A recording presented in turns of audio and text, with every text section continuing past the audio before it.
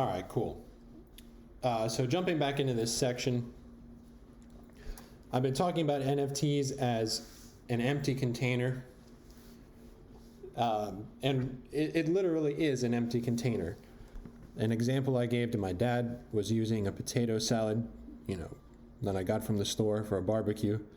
And I was like, dude, the container that holds the potato salad is the NFT. The potato salad is the data, the asset, the artwork, whatever we want to call it, right?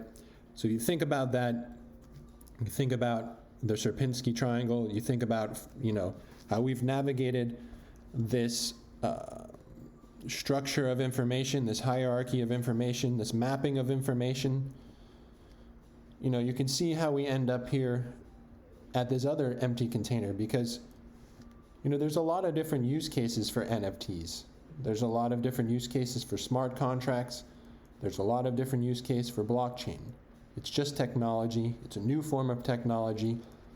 It's a new form of technology that opens up a different type of economy and business model. It also allows for the, revolution of organizations, government organizations, the collection of data, and the input mechanisms that allow the collection of data. And it gives people, the freedom and flexibility to maintain their own personal data information, opens up all sorts of personal economies, etc. So, it's hard to grasp that when you think about it because there literally are a lot of different ways. How many different ways can you use a pencil? Think about that, right? And we could probably talk about that all day long. So how many different ways do you think we could use an NFT? An NFT is an empty container that can be filled with anything. It dates back to futures trading when people were trying to come up with these complex ways to, compute mathematics and find new types of asset classes, wrapping different securities together,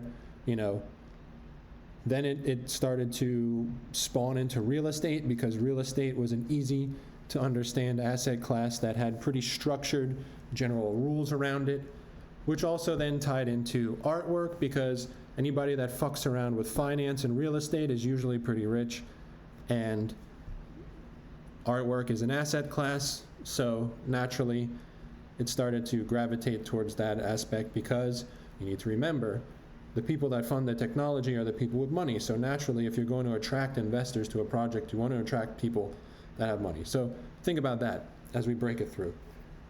As the technology gets adopted, more people understand. We have builders, creators. That's how we end up with these ecosystems today. And that's why you're seeing a lot of what NFTs are. So with that being said,